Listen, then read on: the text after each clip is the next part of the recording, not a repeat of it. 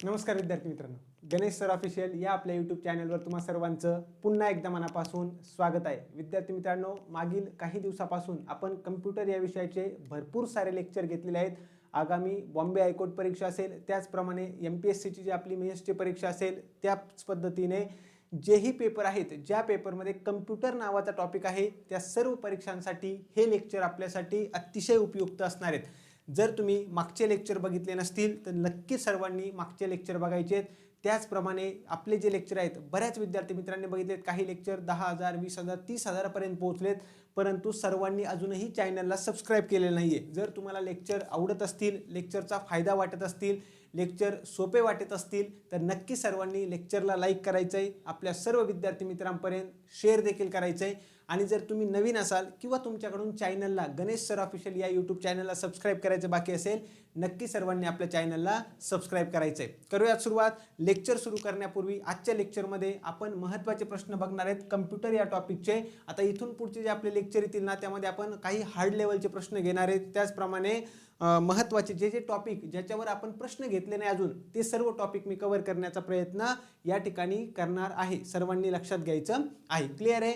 तर लेक्चर सुरू करण्यापूर्वी 1 मिनिट सर्वांचा वेळ घेतोय. आगामी बॉम्बे हायकोर्ट परीक्षेसाठी कम्प्युटरची स्पेशल बॅच आपण लॉन्च केलेली आहे बरं का. ज्यांनी अजूनही बॅच जॉईन केली नसेल त्यांनी आपल्या दिलेल्या नंबरवर 9172988063 या नंबरवर तुम्ही कॉन्टॅक्ट करू शकता. त्याचप्रमाणे विद्यार्थी मित्रांनो, व्हॉट्सअप मेसेज केला तरी सुद्धा चालेल, तुम्हाला बॅचची माहिती मिळेल. सध्या बॅचवर ऑफर चालू आहे, लवकरात लवकर बॅच जॉईन करून घ्या. तुमचा सर्व सिलेबस त्यामध्ये व्यवस्थितरित्या पूर्ण केलेला आहे. क्लिअर? करूयात मग लेक्चरला सुरुवात. चलो, तर पहिला प्रश्न आपल्याला काय सांगतोय, who invented the world wide web, WWW चा शोध कुणी लावलाय? थोडक्यात आपल्याला या प्रश्नाचं उत्तर द्यायचं आहे की who invented the world wide web, WWW. तर Tim Berners Lee, Vint Cerf, Larry Page की मार्क झुकरबर्ग, खालीलपैकी कुणी या पद्धतीने शोध लावलेला आहे WWW चा? लक्षात घ्या. आता आपल्याला प्रश्न कोणत्या कॅटेगरीमध्ये विचारले जाऊ शकतात? महत्त्वाचे कम्प्युटरशी रिलेटेड जे पण महत्त्वाचे व्यक्ती असतील, म्हणजे कुणी कशाचा शोध लावलाय, ज्या पण सोशल नेटवर्किंग साईट आहेत, वेगवेगळ्या महत्त्वाच्या साईट्स आहेत, त्याचा शोध कुणी लावला किंवा त्याचे फाउंडर कोण आहेत हे आपल्याला माहिती असणं गरजेचं आहे बरं का. त्यांच्यावर प्रश्न विचारला जाण्याची शक्यता दाट आहे. तर या प्रश्नाचं उत्तर काय येणार आहे? एकदम सोपा प्रश्न आहे. WWW चा शोध कुणी लावला होता? टिम बर्नर्स-ली यांनी लावला होता. परंतु आता आपल्याला काय बघायचंय, फक्त प्रश्न उत्तर आणि पुढे पळायचं असं आपण करणार नाहीये. एका प्रश्नामध्ये डिटेल अनालिसिस घेण्याचा आपला प्रयत्न असतो नेहमीच. तर आपण बघूयात WWW बद्दल महत्त्वाचं. आता हे जे वर्ल्ड वाईड वेब आहे हे कशा पद्धतीने काम करतं ते सांगतो बरं का.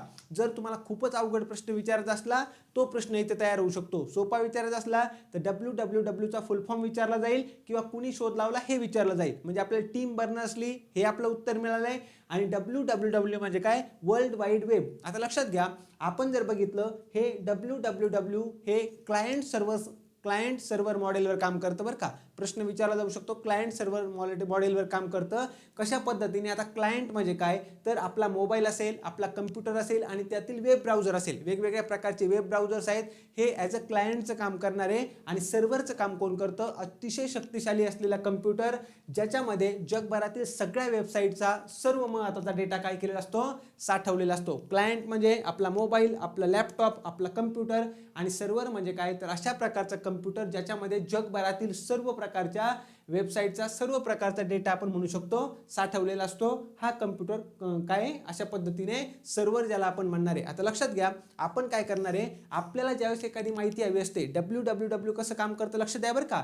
आपल्याला ज्यावेळेस एखादी माहिती हवी असते, आपण काय करतो? वेब ब्राउझरमध्ये जातो. आपण काय करतो? वेब ब्राउझरमध्ये गेलो, गुगल क्रोम वगैरे फायरफॉक्समध्ये आपण जाणार. त्या ठिकाणी आपण त्या वेबसाईटचा पत्ता टाकतो, त्याला आपण काय म्हणतो? URL. आपण काय करतो? त्या वेबसाईटचा पत्ता टाकतो, म्हणजे URL टाकतो. युनिफॉर्म रिसोर्स लोकेटर ज्याला म्हणतात. आता लक्षात घ्या, इथपर्यंत झालं. पण महत्त्वाचं काय आहे? महत्त्वाचं काय आहे, जो कम्प्युटर आहे ना, कम्प्युटरला आपल्यासारखी इंग्लिश मराठी भाषा नाही समजत. कम्प्युटरला आपली भाषा समजते का? नाही. कम्प्युटरला काय समजतं? फक्त 0 आणि 1च्या फॉर्मॅटमधली भाषा समजते. हे मी तुम्हाला ऑलरेडी सांगितलेलं आहे.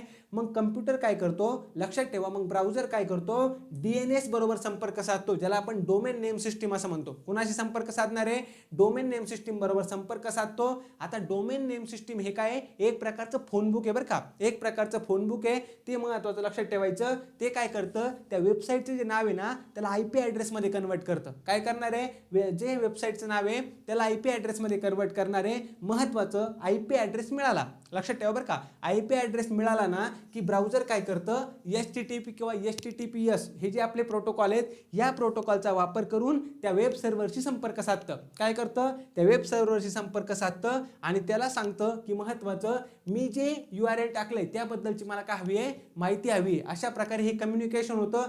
हे कम्युनिकेशन झालं की सर्व्हर काय करतो, ते स्वीकारतो, म्हणजे ती रिक्वेस्ट सर्व्हरला मिळते, सर्व्हर ती रिक्वेस्ट स्वीकारतो. महत्त्वाचं आपल्या मेमरीमध्ये जो डेटा सर्व इतर साठवून ठेवलाय ना त्याच्यामध्ये ती फाईल शोधणार आहे, म्हणजे ती वेबसाईट बद्दलची माहिती शोधणार आहे. आणि त्यानंतर आपण जर बघितलं ही माहिती परत कुणाकडे पाठवतो, तर तो या ठिकाणी ब्राउझरकडे पाठवतो. ब्राउझर ते त्या पद्धतीने वाचतो आणि आपल्याला महत्त्वाचं काय करायचं, तो HTML चा कोड ब्राउझर वाचतो आणि त्यानंतर आपल्याला वेबसाईट दिसते. समजलं सर्वांना. म्हणजे www म्हणजे काय, वर्ल्ड वाईड वेब, याचा शोध कोणी लावला होता, टिम बर्नर्स-ली यांनी लावला होता. www कशाच्या पद्धतीने काम करतं, क्लायंट सर्व्हर मॉडेलवर काम करतं. कशा पद्धतीने आपल्याला एखादी माहिती हवी आहे, आपण काय करतो, ब्राउझरमध्ये जातो, URL टाकतो. URLचा फुल फॉर्म आहे युनिफॉर्म रिसोर्स लोकेटर. आपण ती माहिती टाकतो, जसं की आपल्याला जी पण माहिती हवी असेल XYZ ती आपण टाकतो. परंतु कम्प्युटरला इंग्लिश भाषा समजत नाही किंवा मराठी भाषा समजत नाही.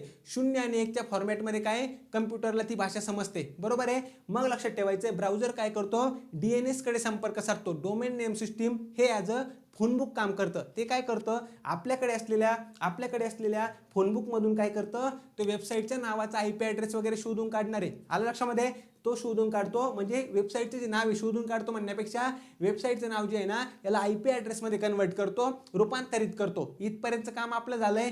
पुढे जर आपण बघितलं, IP ॲड्रेस कुणाला मिळतो, त्या ब्राउझरला मिळतो. मग ब्राउझर काय करतं, HTTP किंवा HTTPS हे आपले कोणते आहेत, हे प्रोटोकॉल आहेत बरं का. हे प्रोटोकॉल आहे. या प्रोटोकॉलचा वापर करून वेब सर्व्हर बरोबर संपर्क साधतं आणि त्याला सांगतं की बघ मला अशा पद्धतीची माहिती हवी आहे जी आपण वेबसाईट टाकली ती, आणि मग ती आपल्याला शोधतो. सर्व्हर काय करतो, त्याच्याकडे खूप मोठा डेटा आहे, त्या डेटामधून ती माहिती शोधतो आणि काय करतो, परत लक्षात ठेवायचं, ब्राउझर HTML म्हणजे तो ब्राउझरला पाठवतो. ब्राउझर तो HTML कोड वाचतो आणि आपल्याला ती वेबसाईट दिसते. पण लक्षात ठेवा हे काम इतकं फास्ट होतं की आपण क्लिक केलं की लगेच माहिती येते. म्हणजे ही काम खूप फास्ट होत असतं. मी तुम्हाला जस्ट सांगितलंय कशा पद्धतीने wwwचं काम चालतंय. आता सर्वांना ही माहिती क्लिअर झाली असणार आहे. क्लिअर आहे. आता लक्षात ठेवा बरं का, महत्त्वाचं काय आहे, तर हे जे www आहेत ना, आपल्याला अवघड प्रश्न विचारताना काय विचारतील, कोणत्या प्रकारचे या ठिकाणी काय वापरले जातात घटक आहेत, wwwचे महत्त्वाचे घटक कोणते, असा प्रश्न जर विचारला.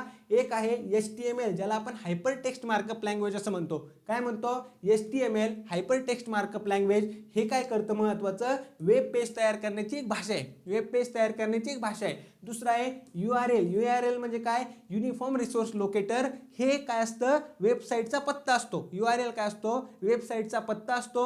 हे तुम्हाला लक्षात ठेवायचं आहे. आणि HTTP hyper text transfer protocol हा एक प्रकारचा प्रोटोकॉल आहे ज्याचा महत्त्वाचा रोल कशासाठी असतो, माहितीची देवाणघेवाण, जी इन्फॉर्मेशन आहे ती देणं घेणं यासाठी काय वापरलं जातं, HTTP नावाचा प्रोटोकॉल वापरला जातो. हे तुम्हाला लक्षात ठेवणं गरजेचं आहे. समजलं इथपर्यंत सर्वांना.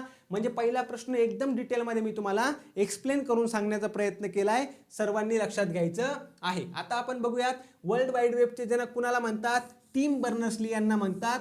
ज्यांनी महत्त्वाचं कधी शोध लावला हे इतकं इम्पॉर्टंट नाही आहे, फक्त टिम बर्नर्स-ली तुम्हाला काय करायचं आहे, लक्षात ठेवायचं आहे. विंडसर्फ हे जर आपण बघितलं, यांनी TCP/IP चा शोध लावला होता. कशाचा शोध लावला होता, TCP/IP. आता तुमच्यासाठी महत्त्वाचा प्रश्न आहे, TCP/IP याचा तुम्ही काय करायचं, मला काय करायचं आहे, फुल फॉर्म सांगायचा आहे, विचारला जाऊ शकतो. महत्त्वाचं यांचं अजून एक काम सांगतो, इंटरनेट आणि www म्हणजे नेमकं काय फरक आहे हे समजावून सांगण्याचं कार्य कोणी केलेलं आहे, तर महत्त्वाचं लक्षात ठेवा, विंडसर्फ. आणि यांनाच आपण काय म्हणतो, इंटरनेटचे जनक. प्रश्न विचारला जाऊ शकतो, wwwचे जनक कोण आहेत, टिम बर्नर्स-ली. इंटरनेटचे जनक कोण आहेत, विंडसर्फ आहेत. महत्त्वाचं लक्षात ठेवा. इंटरनेट म्हणजे काय, थोडक्यात सांगायचं तर नेटवर्कची जोडणी, आणि www DW म्हणजे काय, एखादी माहिती एखादी इन्फॉर्मेशन बघण्याची सिस्टीम, हे तुम्हाला लक्षात ठेवणं गरजेचं आहे, महत्त्वाचं आहे. पुढे आहे लॅरी पेज. लॅरी पेज हे गुगलचे को फाउंडर आहेत बरं का. लॅरी पेज आणि महत्त्वाचं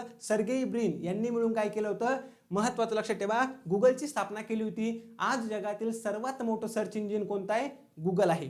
क्लिअर, आलं लक्षामध्ये. आणि फेसबुक आपल्या सर्वांना माहिती आहे, फेसबुकचा आपण वापर सर्वजण करतो. फेसबुकची स्थापना कोणी केली होती, मार्क झुकरबर्ग यांनी केली होती. आणि फेसबुकची पॅरेंट कंपनी जर तुम्हाला विचारली, किंवा फेसबुकचं दुसरं नाव सध्या काय, मेटा. फेसबुकला आता आपण काय म्हणतो, मेटा असं देखील म्हणतो. हे तुम्हाला लक्षात ठेवणं गरजेचं आहे. समजतंय सर्वांना? एकदा पटकन कमेंट करून सांगा सर्व गोष्टी सर्वांना क्लिअर झाल्यात. चलो पुढच्या प्रश्नाकडे जाऊया. पुढचा प्रश्न काय, what was the name of first high level programming language developed in 1950s. खालीलपैकी 1950च्या दशकामध्ये काय करण्यात आली होती, डेव्हलप करण्यात आलेली हाय लेवल प्रोग्रामिंग लँग्वेज कोणती आहे. थोडक्यात या पद्धतीचा हा प्रश्न आहे. उत्तर देण्याचा प्रयत्न करा. C++, जावा, फोरट्रान की पायथन. काय येईल बरं या प्रश्नाचं उत्तर देण्याचा सर्वांनी प्रयत्न करायचा आहे. काय आपल्या प्रश्नाचं उत्तर, फोरट्रान. पर्याय क्रमांक 3 हे योग्य उत्तर असणार आहे. क्लिअर. चलो समजून घेण्याचा प्रयत्न करूया. सगळ्यात पहिला प्रश्न तुम्हाला विचारला जातो, सर्वात पहिली कोणत्या प्रकारची language, high level programming language कोणती. First high level programming language कोणती, फोरट्रान. हे पण तुम्हाला लक्षात ठेवायचं आहे. याचं फुल फॉर्म काय, फॉर्म्युला ट्रान्सलेशन. तुम्हाला विचारलं जाऊ शकतं बरं का. फोरट्रानचा फुल फॉर्म काय, फॉर्म्युला ट्रान्सलेशन. ज्याची स्थापना किंवा ज्याचं आपण डेव्हलपमेंट म्हणू शकतो, स्थापना नाही म्हणता येणार, डेव्हलपमेंट कधी करण्यात आली, 1954 ते 1957. साल अजिबात महत्त्वाचं नाही. पहिली हाय लेवल प्रोग्रामिंग लँग्वेज कोणती सांगितली मी, फोरट्रान. महत्त्वाचं फुल फॉर्म काय आहे, फॉर्म्युला ट्रान्सलेशन. आणि कोण आहे याचे मुख्य जनक म्हणजे फाउंडर कोण आहे, तर लक्षात ठेवायचं जॉन बॅकस इतकेच महत्त्वाचे नाव लक्षात ठेवा. आणि IBMची टीम, जर तुम्हाला कंपनी विचारली तर IBM हे पण माहिती असणं गरजेचं आहे. आता महत्त्वाचा उद्देश काय असणार आहे, महत्त्वाचा उद्देश असणार आहे वैज्ञानिक आणि अभियांत्रिकी गणना म्हणजे सायंटिफिक आणि इंजिनिअरिंग कॅल्क्युलेशनसाठी डेव्हलप करण्यात आलेली पहिली हाय लेवल प्रोग्रामिंग लँग्वेज कोणती होती, फोरट्रान, ज्याला आपण फॉर्म्युला ट्रान्सलेशन असं देखील म्हणतो. सर्वजण काय करू शकता, लक्षात ठेवू शकतात, महत्त्वाचं आहे. क्लिअर. त्यानंतर C++ ही डेव्हलप कधी करण्यात आली, 1980च्या दशकामध्ये. याचे महत्त्वाचे म्हणजे कोण आहेत यांनी ही डेव्हलप केली होती, त्यांचं नाव आहे बॉर्निस्ट्रॅप्स. त्यांचं नाव काय, बॉर्निस्ट्रॅप्स. हे तुम्हाला लक्षात ठेवायचं आहे. आणि ही लँग्वेज प्रामुख्याने कुठे वापरली जाते, गेमिंग, ऑपरेटिंग सिस्टीम प्रोग्रामिंग या ठिकाणी आपल्याला वापरलेली दिसून येणार आहे. क्लिअर सर्वांना. याचं सर्वात महत्त्वाचं वैशिष्ट्य काय आहे, तर ऑब्जेक्ट ओरिएंटेड प्रोग्रामिंग. आणि अतिशय काय आहे, आपण जलद म्हणू शकतो, वेगवान अशा पद्धतीचं याचं कार्य, हे पण तुम्हाला लक्षात ठेवायचं आहे. जावाची जे आहे, जावा डेव्हलप कोणी केली होती, जेम्स गॉसलिंग यांनी केली होती सन मायक्रोसिस्टीम मध्ये. सन मायक्रोसिस्टीम मध्ये जेम्स गॉसलिंग यांनी डेव्हलप केलेली लँग्वेज कोणती आहे, जावा.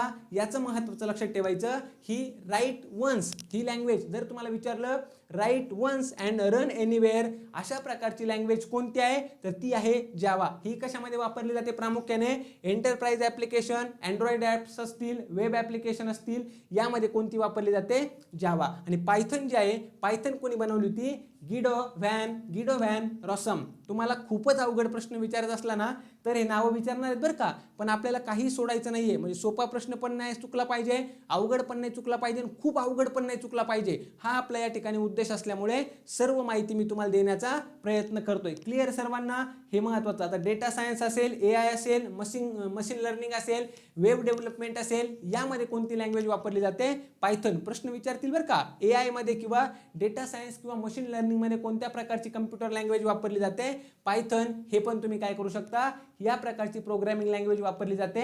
सर्वांनी लक्षात ठेवायचं आहे. समजलं सर्वांना. दुसरा प्रश्न क्लिअर झाला. फोरट्रान म्हणजे काय, फॉर्म्युला ट्रान्सलेशन फुल फॉर्म विचारण्याची शक्यता आहे. पुढचा प्रश्न आपण बघूया. Which element is primarily use to manufacture and integrated circuit. IC chips बनवण्यासाठी IC चिप बनवण्यासाठी खालीलपैकी कशाचा वापर करतात? इतका सोपा प्रश्न आहे. कॉपर, ॲल्युमिनियम, सिलिकॉन, गोल्ड या पद्धतीचा प्रश्न आपल्याला ऑलरेडी विचारलेला आहे बरं का. आता आपल्याला बघायचं आहे त्याचं प्रॉपर एक्सप्लेनेशन. या प्रश्नाचं उत्तर काय आपलं?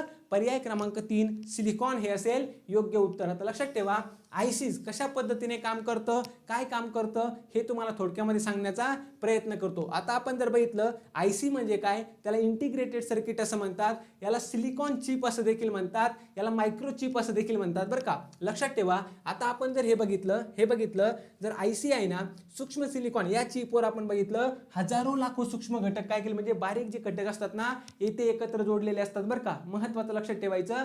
आणि ही चिप कशापासून बनलेली असते? सिलिकॉन पासून. पुन्हा प्रश्न विचारला जाऊ शकतो, एकदम सोप्या कॅटेगरीचा प्रश्न आहे. आयसी इंटिग्रेटेड सर्किट ही जी चिप आहे कशापासून? ही सिलिकॉनची चिप तुम्ही लक्षात ठेवू शकता. सिलिकॉन पासून बनवलं जातं, महत्त्वाचं आहे. मग शोध कोणी लावला होता? जॅक किल्बी आणि रॉबर्ट नॉयस. जॅक किल्बी आणि रॉबर्ट नॉयस हे तुम्हाला नाव काय करायला पाहिजे? लक्षात ठेवायला पाहिजे. कारण की सोपा प्रश्न विचारायचा असेल तर लक्षात ठेवा सिलिकॉन चिप बद्दल विचारतील. आणि कुणी शोध लावला हा थोडासा आपला काय होतो अवघड प्रश्न तयार होतो, तोही तुम्हाला माहिती असणं गरजेचं आहे. सर्वांनी लक्षात घ्यायचं आहे. आता सर्वात इम्पॉर्टंट सांगतो, जे कम्प्युटरची तिसरी जनरेशन होती ना, म्हणजे कम्प्युटरची तिसरी पिढी, हे महत्त्वाचं लक्षात ठेवा. याच्यामध्ये काय वापरलं होतं? हा कशावर आधारित आहे? आयसी वर आधारित आहे, इंटिग्रेटेड सर्किट्स. यावर मी पुढे प्रश्न घेतलेला आहे, पण सर्वांनी लक्षात ठेवा हे महत्त्वाचं आहे. याच्यामुळे काय झालं, आता या आयसीज मुळे काय झालं, संगणकाचा जे कम्प्युटर आहे ना त्याचा आकार कमी झाला. कारण की आपण आधी ऐकलं होतं सुरुवातीचे जे कम्प्युटर होते एका पूर्ण रूम एवढा एक कम्प्युटर असायचा. काय ऐकलं होतं आपण? संपूर्ण रूम एवढा एक कम्प्युटर असायचा असं आपण ऐकलं होतं. या आयसीज मुळे काय झालं, कम्प्युटरचा आकार कमी झाला, त्याचं काम करण्याचा वेग वाढला. लक्षामध्ये काय झालं, काम करण्याचा वेग सुद्धा वाढला आणि महत्त्वाचं त्याची इफिशियन्सी सुद्धा वाढली, म्हणजे कार्यक्षमता सुद्धा काय झालेली कम्प्युटरची वाढलेली आहे. हे तुम्हाला लक्षात ठेवणं गरजेचं आहे. मग आयसीचा उपयोग कशामध्ये होतो? मोबाईल फोनमध्ये होतो, टीव्ही मध्ये होतो, जे डिजिटल वॉच आहेत ना आजच्या काळामधले त्यांच्यामध्ये होतो. त्याचप्रमाणे लॅपटॉप आणि मॉडर्न इलेक्ट्रॉनिक जे गॅजेट्स आहेत या सर्वांमध्ये जर आपण बघितलं कशाचा वापर होतो?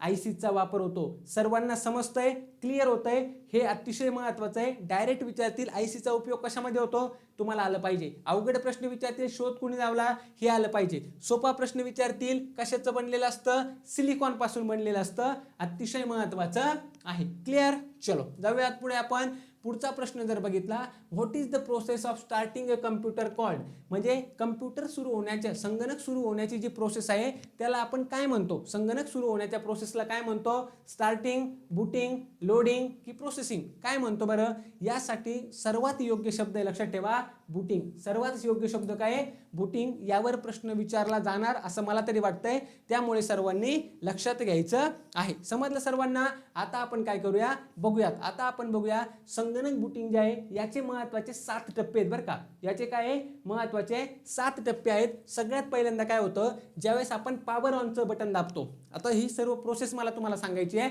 सर्वात पहिल्यांदा आपण काय करतो, कम्प्युटरचं पॉवर ऑनचं बटन दाबतो ना, त्यानंतर PSU मधून हार्डवेअरला काय होतं, वीज पुरवली जाते. लक्षात ठेवा, म्हणजे जे पण हार्डवेअर आहेत या सर्वांना काय केली जाते, वीज पुरवली जाते. ज्यावेळेस आपण काय करतो, पॉवर ऑनचं बटन क्लिक करतो किंवा पॉवर ऑनचं बटन दाबतो. हा पहिला टप्पा झाला. दुसऱ्या टप्प्यामध्ये काय होतं, याला म्हणतात post, power on self test. लक्षात ठेवा, हा फुल फॉर्म विचारला जाण्याची शक्यता आहे.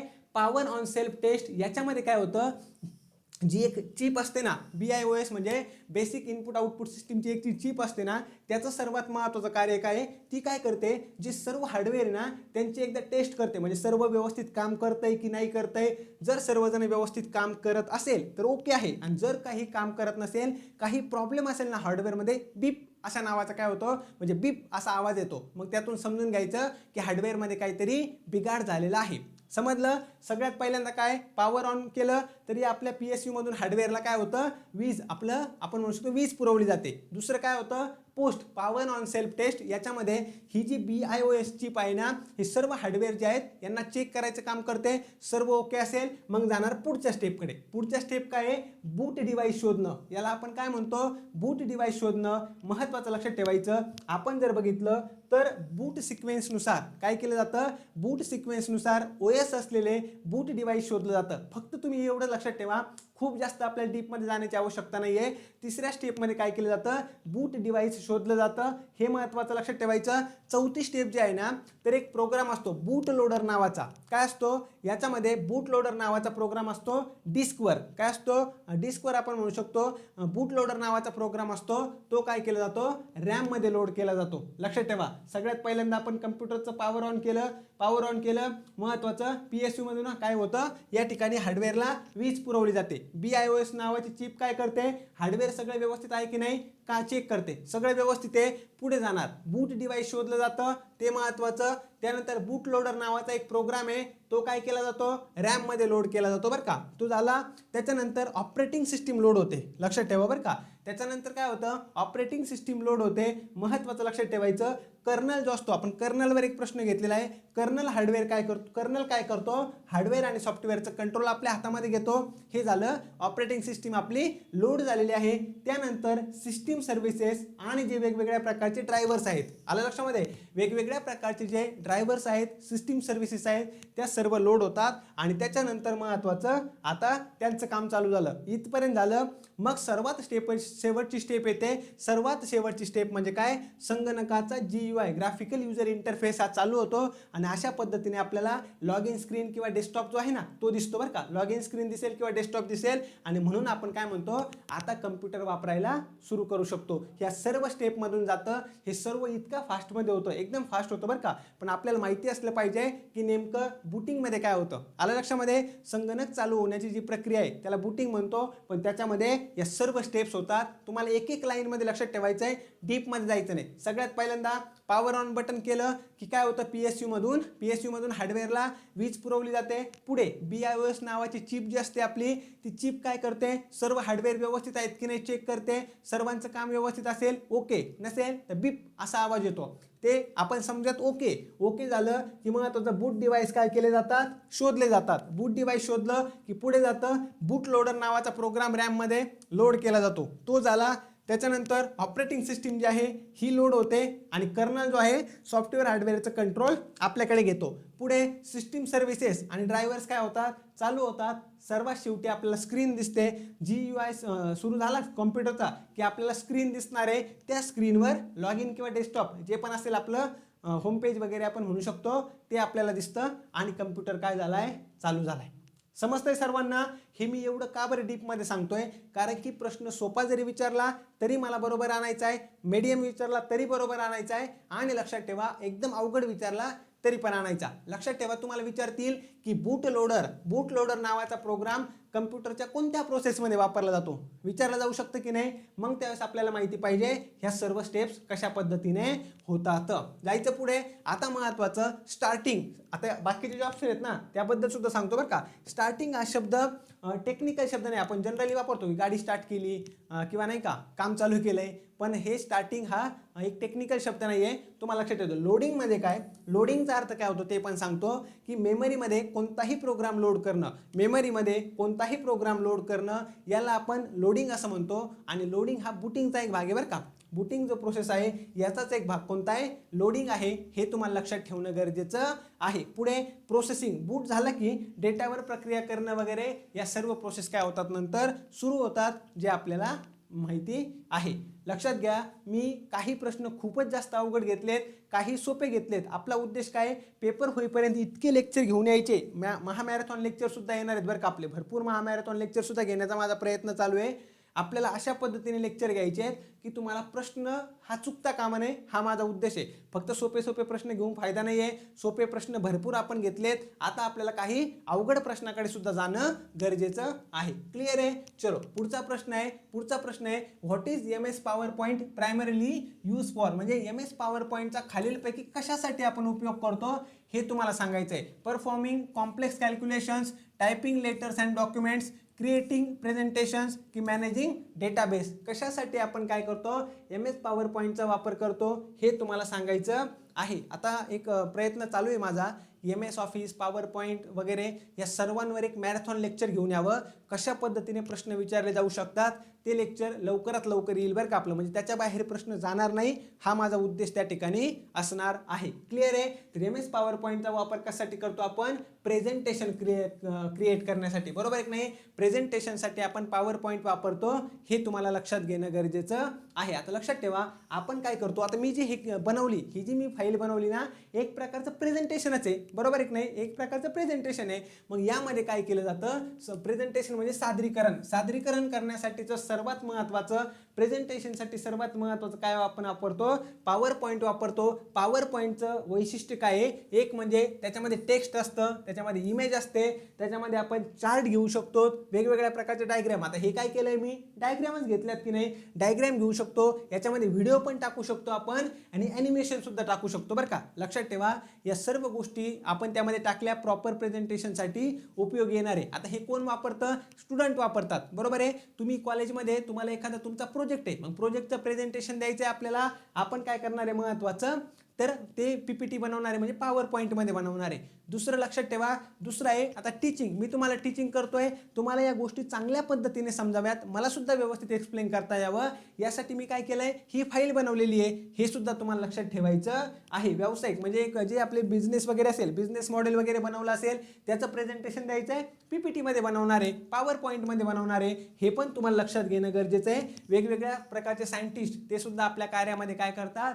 PPTचा वापर करतात, हे तुम्हाला लक्षात घेणं गरजेचं आहे. आता बाकीचं काय आहे? मायक्रोसॉफ्ट वर्ड हे खास कशासाठी वापरलं जातं? एकतर तुम्हाला लेटर बनवायचं आहे किंवा काही डॉक्युमेंट बनवायचे, वर्ड फाईल वगैरे बनवायची, काहीतरी मजकूर टाईप करायचा आहे, टेक्स्ट टाईप करायचा आहे, त्यासाठी आपण काय करतो? मायक्रोसॉफ्ट वर्डचा वापर करतो. एखादा रिपोर्ट पाठवायचा आहे बरं का तुम्हाला, किंवा काहीतरी महत्त्वाचं लेटर पाठवायचं आहे, त्यासाठी काय वापरणार आहे आपण? मायक्रोसॉफ्ट वर्डचा वापर करणार. त्यानंतर मायक्रोसॉफ्ट एक्सेलचा वापर कशासाठी होतो? प्रामुख्याने क्लिष्ट गणिते सोडवण्यासाठी वगैरे या पद्धतीने आपण काय करतो? कशाचा वापर करतो? तर एक्सेलचा, आपण एक्सेल शीट म्हणतो ना, त्याचा वापर केला जातो, हे तुम्हाला लक्षात ठेवायचं आहे. त्याच्यानंतर आहे मायक्रोसॉफ्ट ॲक्सेस. हे थोडंसं युनिक आहे, तुम्हाला याच्यापेक्षा वेगळं असल्यामुळे प्रश्न तयार होऊ शकतो. मायक्रोसॉफ्ट ॲक्सेसचा वापर आपण करून काय करतो? डेटाबेस प्रॉपर व्यवस्थापित करतो. डेटाबेस प्रॉपर बनवण्यासाठी, डेटाबेस व्यवस्थापित करण्यासाठी, किंवा ग्राहकांची माहिती, एक्झाम्पल सांगतो, कस्टमरची माहिती वगैरे असेल, काही तुम्हाला लिस्ट ठेवायची आहे, डेटाबेस तयार करून ठेवायचा, मायक्रोसॉफ्ट ॲक्सेस आपण या ठिकाणी वापरू शकतो. समजतंय ना सर्वांना? जे पण मी सांगण्याचा प्रयत्न करतोय सर्वांना समजतंय, सर्वांना क्लिअर होतंय, एकदम व्यवस्थित आहे का? मला पटकन सर्वांनी सांगायचं आहे. क्लिअर? चलो जाऊयात मग पुढे. पुढचा प्रश्न आहे आपला, what is the primary purpose of compiler? कंपायलरचा महत्त्वाचा उद्देश काय आहे, किंवा कंपायलरचा महत्त्वाचा रोल काय आहे? कंपायलरचा काय यूज होतो? एक म्हणजे to edit the image edit करण्यासाठी, to convert high level language into machine language, म्हणजे हाय लेवल लँग्वेजचं रूपांतर मशीन लँग्वेजमध्ये करण्यासाठी कंपायलरचा वापर होतो, to connect hardware components, to scan for viruses. यापैकी मला सांगा, जे कंपायलर आहे, कंपायलरचा वापर हा कशासाठी होऊ शकतो? तर कंपायलरचा वापर कशासाठी होतो? To convert high level language into machine language. कशा पद्धतीने काम करतं याच्यामध्ये सुद्धा काही स्टेप्स आहेत, त्या मी तुम्हाला थोडक्यात सांगण्याचा प्रयत्न करणार आहे. समजलं सर्वांना? आता बघूयात बरं का. मी तुम्हाला वारंवार सांगितलंय की जी भाषा आपल्याला समजते, इंग्लिश, मराठी, हिंदी वगैरे, ती नाही समजत ना कम्प्युटरला कोणती लँग्वेज समजते? Machine language. त्यांच्या 0-1च्या फॉर्मॅटमध्ये जी भाषा आहे ती समजते. मग लक्षात ठेवा, जे हाय लेवल प्रोग्रामिंग लँग्वेज आहे किंवा हाय लेवल लँग्वेज आपण म्हणतो, याचं रूपांतर कशामध्ये करायचं? मशीन लँग्वेजमध्ये करायचं. म्हणजेच कम्प्युटरला समजणाऱ्या 0-1च्या, ज्याला आपण बायनरी भाषा असं म्हणतो, या बायनरी भाषेमध्ये रूपांतर करायचं, कन्वर्ट करायचं काम कोण करतं? कंपायलर करतं. सर्वांना समजलं? लक्षात ठेवा, कंपायलर काय करतो? हाय लेवल जो प्रोग्रामिंग लँग्वेज आहे, प्रोग्राम आहे, तो सगळा प्रोग्राम एकदा वाचणार आहे, त्याला कंपाईल करणार आहे म्हणजे काय? हाय लेवल प्रोग्रामिंग लँग्वेजमधून त्याचं रूपांतर कशामध्ये करणार आहे? मशीनला समजणाऱ्या भाषेमध्ये, मशीन कोडमध्ये किंवा मशीन लँग्वेजमध्ये करतो. हे तुम्हाला लक्षात घेणं गरजेचं आहे. क्लिअर आहे सर्वांना? आलं लक्षामध्ये? आता जे बाकीचे ऑप्शन्स आहेत त्याच्याबद्दल पण सांगतो बरं का. फोटो एडिट करायचा तर वेगवेगळ्या प्रकारचे ॲप्लिकेशन आहेत आपल्याकडे, बरोबर नाही? सॉफ्टवेअर ॲप्लिकेशन आहेत वेगवेगळे, त्याचा वापर करून फोटो एडिट केला जाऊ शकतो. हार्डवेअर हार्डवेअर जोडायचं काम कोणाचं आहे, प्रामुख्याने मदरबोर्ड आणि केबल्स हे काम करतं बरं का. मदरबोर्ड आणि केबल्स जर आपण बघितलं, हार्डवेअर जोडण्याचं, त्याची जोडणी कनेक्शन करण्याचं प्रामुख्याने त्याच्याशी संबंधित आहेत. व्हायरस स्कॅनिंग करायचं आहे आपल्याला. मग कम्प्युटरमध्ये, आपल्या PC मध्ये, लॅपटॉपमध्ये व्हायरस आहे की नाही हे आपण कशाने शोधू शकतो, अँटीव्हायरस. आपल्याला त्या ठिकाणी जे अँटीव्हायरस सॉफ्टवेअर असतात ना ते वापरावे लागतात, त्यातून व्हायरस स्कॅनिंग आपलं होऊ शकतं. लक्षात ठेवा. आता मी तुम्हाला काय सांगितलं होतं, कंपायलर जो आहे वेगवेगळ्या स्टेपमध्ये काम करतो. कंपायलरचं सगळ्यात महत्त्वाचा रोल आहे हाय लेवल प्रोग्रामिंग लँग्वेजचं रूपांतर कशामध्ये करणं, मशीन लँग्वेजमध्ये, मशीन कोडमध्ये, ज्याने तो प्रोग्राम रन होणार आहे. प्रश्न अवघड आहेत सांगतो बरं का. बरेचसे विद्यार्थी मित्र मी बघितले काय करतायत, एकदम सोपे प्रश्न घेतले की ते सर्व व्हिडिओ बघतात आणि अवघड प्रश्न घेतले की लेक्चर बघत नाही. परंतु आपल्याला सगळे प्रश्न सोपे येणार नाहीत ना. आपल्याला सगळ्या प्रकारची तयारी करणं गरजेचं आहे. सोपे प्रश्न पण घेतो, अवघड पण घेतो, खूप जास्त अवघड पण घेतो. त्यातली त्यात काय काय प्रश्न तयार होऊ शकतात हे पण मी सांगतोय. त्याच्यामुळे लेक्चर नक्की सर्वांनी शेवटपर्यंत बघा. आणि ज्यांनी अजूनही लेक्चरला लाईक केलेलं नाही आहे किंवा जर तुम्ही चॅनलला सबस्क्राईबच नसेल केलं गणेश सर ऑफिशियल, तर नक्की सर्वांनी या चॅनलला सबस्क्राईब करायचं आहे. आपलं सर्वांचं चॅनल, याला तुम्ही नक्की सबस्क्राईब करा. आता सगळ्यात पहिल्यांदा काय होतं मी तुम्हाला सांगतो बरं का. सगळ्यात पहिली स्टेप आहे ज्याला म्हणतात लेक्सिकल ॲनालिसिस. खूपच जास्त अवघड प्रश्न विचारला असला ना हा प्रश्न तयार होणार आहे बरं का. लेक्सिकल ॲनालिसिस आपण याला काय म्हणतो, थोडे छोटे तुकडे करणं. सगळ्यात पहिल्यांदा काय करतो कंपायलर, काय करतो संपूर्ण कोड वाचतो. काय करतो, संपूर्ण कोड वाचतो आणि त्याचं रूपांतर करतो टोकन्समध्ये छोटे तुकडे.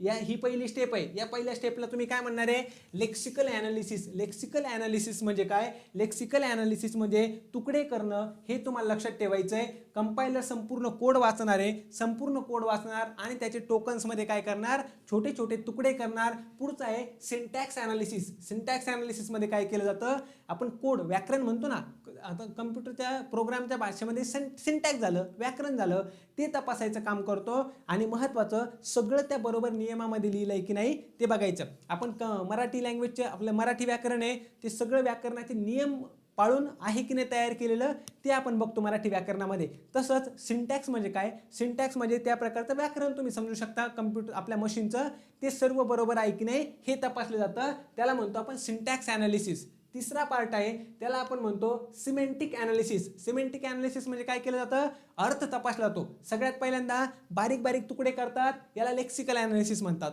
नंतर सिंटॅक्स चेक केला जातो, व्याकरण तपासलं जातं, याला सिंटॅक्स ॲनालिसिस म्हणतात. पुढे सिमेंटिक ॲनालिसिस ज्याला आपण काय म्हणतो, त्या ठिकाणी अर्थ तपासला जातो. काय केला जातो, अर्थ तपासला जातो. म्हणजे जो कोड लिहिलाय त्या कोडचा अर्थ काय होतो आणि महत्त्वाचं त्याच्या मागे काय लॉजिक आहे, म्हणजे डेटा प्रकार काय आहे हे बरोबर आहे की नाही चेक करायचं काम कोणत्या स्टेपमध्ये होतं, अर्थ तपासण्याचं काम सिमेंटिक ॲनालिसिसमध्ये होतं. हे तुम्हाला लक्षात ठेवायचं आहे. पुढे इंटरमिजिएट कोड. आता इंटरमिजिएट कोड किंवा आपण याला काय म्हणू शकतो, कच्चा कोड. ही कन्सेप्ट काय आहे ते सांगतो बरं का, सर्वांनी लक्ष द्या. महत्त्वाचं काय आहे, हाय लेवल आणि मशीन भाषेमधला, मशीन लँग्वेजमधला जो कच्चा कोड आहे ना, कच्चा कोड आहे इंटरमिजिएट कोड ज्याला आपण म्हणू शकतो, हा कोणत्या लेवलला तयार केला जातो, या चौथ्या स्टेपला तयार केला जातो बरं का.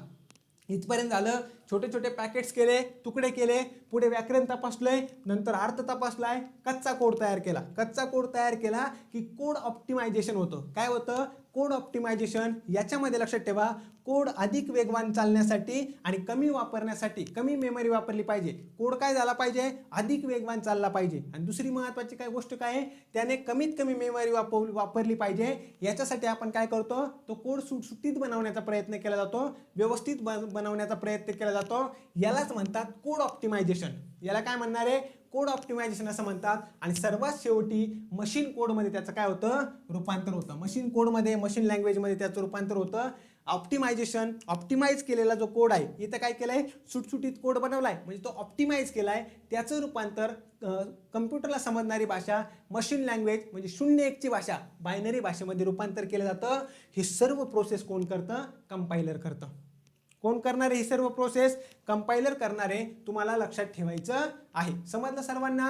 क्लिअर आहे? चलो, तर जर तुम्हाला लेक्चर आवडत असतील आणि तुम्हाला वाटत असेल की आपल्याला डिटेलमध्ये सर्व शिकायचं आहे, चांगलं समजतंय, कन्सेप्ट क्लिअर होत आहेत, तर नक्की तुम्ही आपली कम्प्युटरची बॅच जॉईन करू शकता. ही आगामी बॉम्बे हायकोर्टसाठी बनवलेली बॅच आहे. त्यासाठी तुम्हाला 9172988063 या नंबरवर कॉल करायचा आहे. त्याच पद्धतीने लक्षात ठेवा, तुम्ही व्हॉट्सअप मेसेज केला तरी चालू शकतं. आणि महत्त्वाचं, सध्या ऑफर चालू आहे, लवकरात लवकर बॅच जॉईन करून घ्या. त्याच्यामध्ये मी तुम्हाला PDF नोट्ससुद्धा दिलेले आहेत, सर्व लेक्चरसुद्धा घेतलेले आहेत, PYQ सुद्धा त्यामध्ये घेतलेले आहेत, PYQचे व्हिडिओ सोल्युशनसुद्धा त्यामध्ये आहेत. म्हणजे तुम्हाला वन स्टॉप सोल्युशन देण्याचा प्रयत्न केला आहे. त्यामुळे ज्यांनी अजूनही बॅच जॉईन केली नाही, लवकरात लवकर बॅच काय करून घ्या, जॉईन करून घ्या. पुढचा प्रश्न आहे, which technology was use in first generation computer. मला असं वाटतंय हा प्रश्न सुद्धा अतिशय महत्त्वाचा आहे.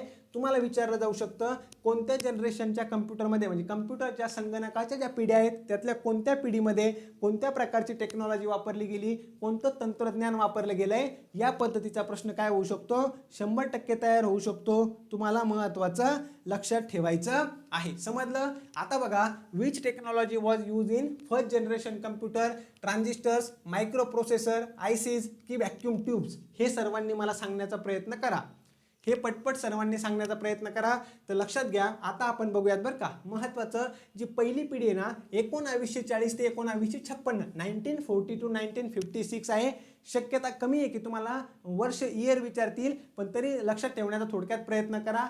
पहिली पिढी फर्स्ट जनरेशन ही कशावर आधारित होती, व्हॅक्यूम ट्यूब्सवर आधारित होती बरं का. महत्त्वाचं लक्षात ठेवायचं. आणि पहिले जे कम्प्युटर होते, आपण म्हणतो ना एका रूम एवढाले कम्प्युटर होते, लक्षात ठेवा. तर ती कोणती पिढी होती, फर्स्ट जनरेशन पहिली पिढी होती. त्यामध्ये कोणत्या टेक्नॉलॉजीचा वापर केला जायचा, व्हॅक्यूम ट्यूब्सचा, हे तुम्हाला लक्षात ठेवायचं आहे. आणि मेमरीसाठी कशाचा वापर केला होता, मॅग्नेटिक ड्रम्सचा वापर केला होता. आणि ही कोणत्या लँग्वेजवर असणार आहे, मशीन लँग्वेज 01च्या फॉर्मॅटमध्ये तुम्ही लक्षात घेऊ शकतात. त्यामध्ये ENIAC वगैरे हे त्याचे एक्झाम्पल आहेत. पुढचं जर आपण बघितलं, दुसरी पिढी आहे 1956 ते 1963. यामध्ये कोणत्या टेक्नॉलॉजीचा वापर केला होता, ट्रान्झिस्टरचा.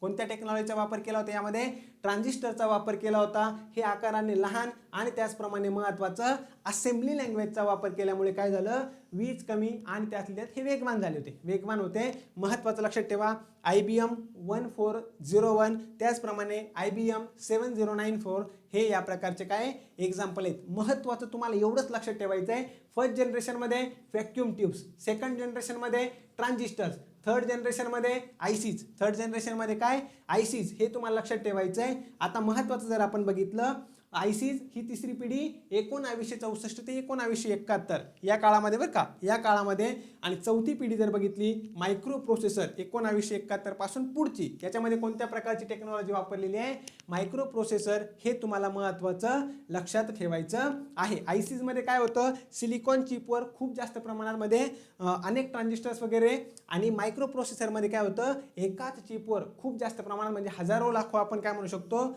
या प्रकारचे घटक जॉईन केलेले असतात. तुम्ही एवढं लक्षात ठेवा, first generation vacuum tube, second generation transistors, third generation ICs, fourth generation micro processor, आणि फिफ्थ जनरेशन जे आहे हे प्रेझेंट आणि फ्युचर असणार आहे बरं का. कशावर आधारित आहे, AI, आर्टिफिशियल इंटेलिजन्स. तुम्हाला लक्षात ठेवायचं आहे, परीक्षेच्या दृष्टीने महत्त्वाचं आहे. समजलं सर्वांना? म्हणजे आपल्याला प्रश्न काय विचारला आहे, आपल्याला प्रश्न विचारला होता, जे फर्स्ट जनरेशन आहे, फर्स्ट जनरेशन कम्प्युटर कशावर आधारित आहे, व्हॅक्यूम ट्यूब्स. पर्याय क्रमांक D. ज्यांनी पण उत्तर दिलंय, सर्वांचं उत्तर कसं असायला पाहिजे, यस, अगदी बरोबर असायला पाहिजे. महत्त्वाचं लक्षात घ्या. पुढचा प्रश्न बघूयात आपण. पुढचा प्रश्न काय सांगतोय, what does a bug mean in computer technology. Computer टेक्नॉलॉजीमध्ये बग नेमकं कशाला म्हणतात, बग म्हणजे कशाला म्हणतात, अ computer virus, a physical hardware defect, and error in software program and input device. सांगा बरं, बग कशाला म्हटलं जातं, हे तुम्हाला सांगायचं आहे. महत्त्वाचा प्रश्न आहे. समजतंय ना सर्वांना, लेक्चर समजतंय?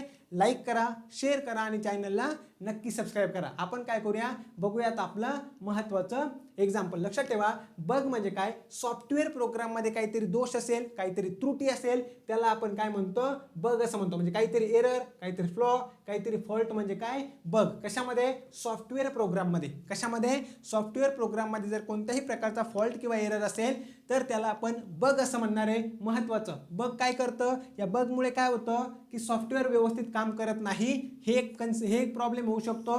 त्याचप्रमाणे आपण काहीतरी वेगळं त्याला आउटपुट मागतोय, तो वेगळाच काहीतरी रिझल्ट दाखवतोय, बरोबर आहे की नाही, म्हणजे चुकीचा काहीतरी रिझल्ट दाखवतोय. आणि महत्त्वाचं, सिस्टीम क्रॅश होऊ शकते, हँग होऊ शकते किंवा बंद पडू शकते. याच्यामुळे काय होऊ शकतं, सिस्टीम आपली हँग होऊ शकते, बंद पडू शकते किंवा क्रॅश पण होऊ शकते. तुम्हाला लक्षात ठेवायचं आहे. मग हे सर्व सॉल्व कसं केलं जातं, याला म्हणतात डिबगिंग. लक्षात घ्या बरं का. बग म्हणजे काय, बग म्हणजे काय, सॉफ्टवेअर प्रोग्राम मधला कोणत्याही प्रकारचा दोष, त्रुटी, फॉल्ट याला म्हणतो बग. हे रिपेअर कसं केलं जातं, डिबगिंग करून. म्हणजे बग शोधला जातो आणि महत्त्वाचं सॉफ्टवेअर दुरुस्त करून घेतलं जातं. हे झालं डिबगिंग. क्लिअर आहे सर्वांना, समजलं. आता संगणक व्हायरस याच्याबद्दल आपण बघितलेलं आहे. कम्प्युटरला नुकसान पोहोचवण्यासाठी तयार केलेला जो प्रोग्राम आहे त्याला आपण काय म्हणतो, संगणक व्हायरस, मालवेअर असं म्हणतो. त्याचप्रमाणे हार्डवेअरमध्ये बिघाड होणं म्हणजे काय, एखादा भाग तुटून जाणं, कम्प्युटरचा एखादा भाग तुटणं, हार्डवेअर जे असतात आपलं त्याचा एखादा भाग तुटणं, किंवा आपण म्हणू शकतो की डिस्कमध्ये काहीतरी तुटणं, वायर खराब होणं, हे झालं आपलं काय, हार्डवेअरमध्ये बिघाड होणं. तुम्हाला लक्षात ठेवायचं आहे. क्लिअर सर्वांना. आणि इनपुट आउटपुट डिव्हाइस काय असतात हे आपण ऑलरेडी बऱ्याच प्रश्नामध्ये बघितलेलं आहे. समजतंय ना. चलो आपण काय करू, पुढचा प्रश्न बघूया. पुढचा प्रश्न काय आहे, which type of software is use to access and view website. जर तुम्हाला वेबसाईट बघायची असेल, वेबसाईट ॲक्सेस करायची असेल तर कोणत्या प्रकारचं सॉफ्टवेअर वापरलं जातं, operating system, spreadsheet, web browser, antivirus. काय वापरू सांगा बरं. या ठिकाणी प्रश्न माझा असा आहे, जर तुम्हाला वेबसाईट ॲक्सेस करायची आणि बघायची असेल तर कोणत्या प्रकारचं सॉफ्टवेअर वापरलं जातं, operating system, spreadsheet, web browser की अँटीव्हायरस. काय उत्तर द्याल, पटापटा द्या.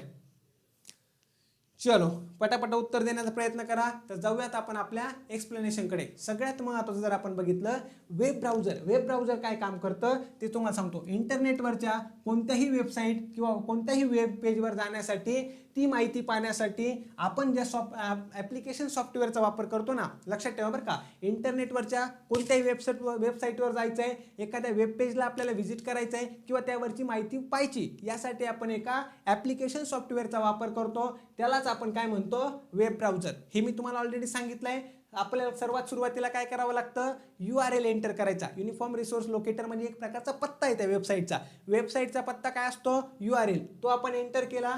त्याच्यानंतर महत्त्वाचं, अशा प्रकारे पूर्ण प्रोसेस होऊन आपल्याला ती वेबसाईट दिसते. तुम्हाला प्रश्न विचारला जाऊ शकतो, वेब ब्राउझरची एक्झाम्पल सांगा. तुम्हाला प्रश्न काय विचारला जाऊ शकतो, वेब ब्राउझरची एक्झाम्पल सांगा. मग गुगल क्रोम आहे, मोझिला फायरफॉक्स आहे, सफारी आहे, मायक्रोसॉफ्ट एज आहे.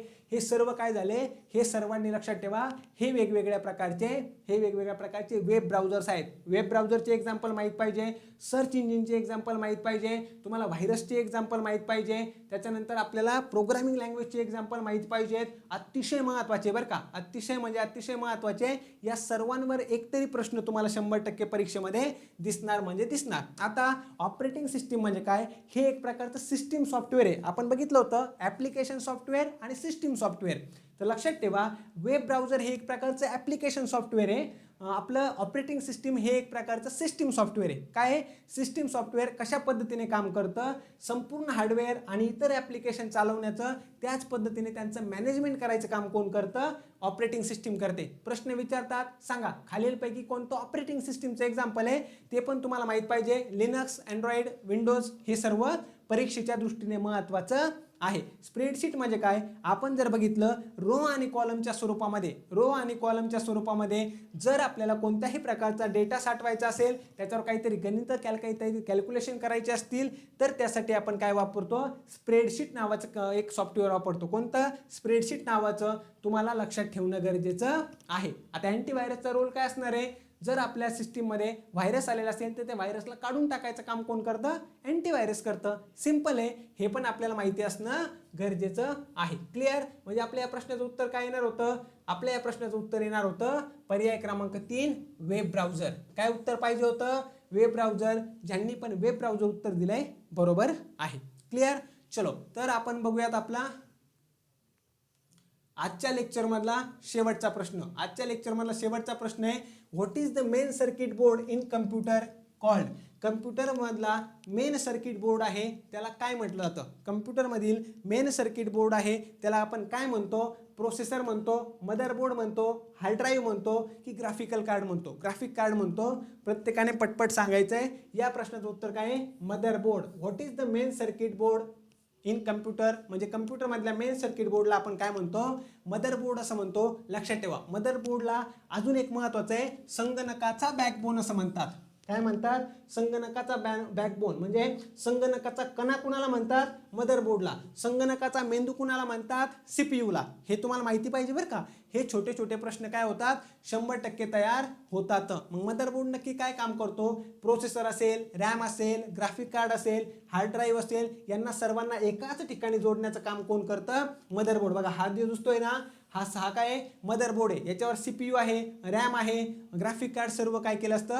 या सर्वांना जोडण्याचं काम केलेलं असतं मदरबोर्डने. हा महत्त्वाचं. यांच्यामध्ये जे सर्व घटक आहेत यांच्यामध्ये सप्लाय आपण म्हणतो ना, म्हणजे पॉवर सप्लाय, विजेचा सप्लाय देणं, त्याच पद्धतीने जो डेटा आहे, कम्युनिकेशन आहे, ते सुद्धा करण्याचं काम कोण करतं? महत्त्वाचं. ते करण्यासाठी मदत कोण करतं? मदरबोर्ड. समजलं सर्वांना? मदरबोर्डचं लक्षात ठेवायचं आहे. महत्त्वाचा रोल काय आहे? Processor, RAM, graphic card, hard drive यांना सर्वांना एकत्र जोडण्याचं काम मदरबोर्ड करतो. त्याचप्रमाणे महत्त्वाचं या सर्व घटकांमध्ये पॉवर सप्लाय करायचं काम आणि महत्त्वाचं डेटा कम्युनिकेशन करायचं काम कोण करतं?